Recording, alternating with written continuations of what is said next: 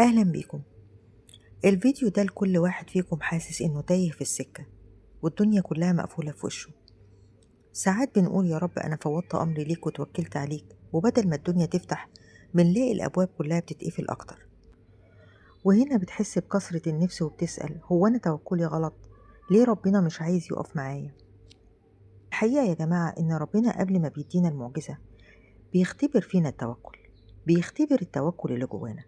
النهاردة هنفهم إيه هي مراحل الاختبار ده، وليه ربنا بيسيبنا للحظة الأخيرة، وإزاي تنجح في الاختبار وتخلي الفرج يجيلك جاي. اسمعوا بقلبكم لأن الكلام ده هيغير حياتكم. هنتكلم عن اختبارات التوكل عشان ربنا يختبر صدق قلبك. فأول ما بتقول يا رب توكلت عليك بيختبرك بثلاث اختبارات. الاختبار الأول انقطاع الأسباب تماما. تلاقي كل السكك اللي كنت معتمد عليها اتقفلت فجأة. فلان اللي وعدك يساعدك اعتذر، والواسطة اللي كنت متأمل فيها باظت. ليه؟ عشان ربنا يختبر قلبك. هل لسه متعلق بالبشر ولا هتقول يا رب ماليش غيرك؟ ربنا بيقفل قدامك باب الخلق عشان تروح لبابه هو سبحانه وتعالى بس. الاختبار التاني قرب الخطر منك، وهنا هنتكلم عن درس من غزوة أحد. أصعب اختبار لما الخطر يقرب منك جدا والناس تبدأ تخوفك. في غزوة أحد الناس قعدوا يخوفوهم ويرعبوهم. ربنا سبحانه وتعالى ذكر ده في القرآن. بسم الله الرحمن الرحيم: الذين قال لهم الناس إن الناس قد جمعوا لكم فاخشوهم فزادهم إيمانا وقالوا حسبنا الله ونعم الوكيل. ده اللي حصل مع الصحابة في غزوة أحد. لما الخطر كان محاوطهم من كل جهة، هل خافوا؟ لا طبعا. ربنا سبحانه وتعالى وصفهم في القرآن. بسم الله الرحمن الرحيم: فزادهم إيمانا وقالوا حسبنا الله ونعم الوكيل. ربنا بيستني منك كلمة حسبنا الله وانت في عز الخوف تطلع من قلبك. الاختبار الثالث الثبات على الإحسان. ربنا بيشوفك، هل لو النتائج اتأخرت ومفيش أي أمل قدام عينيك هتتوقف عن سعيك وتعبك ولا هتكمل إحسانك لمجرد إنك بترضي ربنا؟ التوكل الصادق هو إنك تستمر في الإتقان والصلاة والدعاء وإنت في عز الضلمة. طيب هنيجي لنقطة إزاي نتوكل صح.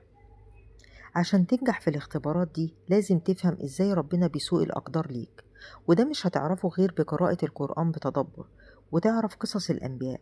ربنا بيسوق الأقدار سبحانه وتعالى بطرق مدهشة. هنتكلم عن إزاي ربنا بيسوق الأقدار. أول حاجة بالأسباب، زي ما ربنا سبحانه وتعالى ذكر في القرآن وقال: فامشوا في مناكبها، يعني تسعى وتعمل اللي عليك وتاخد بكل الطرق المتاحة. تاني طريقة بدون أسباب، لما الأسباب البشرية تكون مفقودة تماما، زي في معجزة السيدة مريم وولادة سيدنا عيسى عليه السلام، وزي ما كان الرزق بيجيلها في المحراب، وزي سيدنا زكريا عليه السلام وإنجاب يحيى رغم كبر السن وعقم الزوجة. ربنا سبحانه وتعالى بيقول للشيء كن فيكون. وتالت طريقة بعكس الأسباب، ودي قمة اليقين، لما تكون الأسباب موجودة بس ربنا يخليها تعمل العكس. زي النار اللي كانت في قصة سيدنا إبراهيم عليه السلام، ربنا سبحانه وتعالى جعل النار بردا وسلاما. وزي الحجر اللي انفجر منه الماء لسيدنا موسى وقومه. لما بتفهم إن ربنا هو خالق الأسباب هتعرف تتوكل بجد. طيب بعد التوكل ده ربنا سبحانه وتعالى بيديلك 3 جوائز. لو نجحت في الاختبار بتشوف جوائز ربنا اللي هتغير حياتك. بيديك جايزة في الحاضر لما ربنا بيقوي روحك وبيديك نصر وهبة على أي حد يعاديك وبتحس بسكينة ما يعرفهاش غيرك. بيديك جايزة في ماضيك لما ربنا بيجبر خاطرك في كل كسر مريت بيه ويمسح وجع الذكريات القديمة والخسائر اللي وجعتك كأنها لم تكن. بيديك جايزة في مستقبلك لما ربنا يخفف عنك حمل الانتظار. الحاجة اللي كنت خايف إنها تطول ربنا بييسرها وبيخلي وقتها يعدي عليك بسلام وسكينة. في النهاية التوكل هو عقد الثقة بينك وبين ربنا سبحانه وتعالى. قولولي في التعليقات إيه أكتر قصة نبي بتديك يقين في التوكل. أنا سيلة، واليقين هو سر القوة.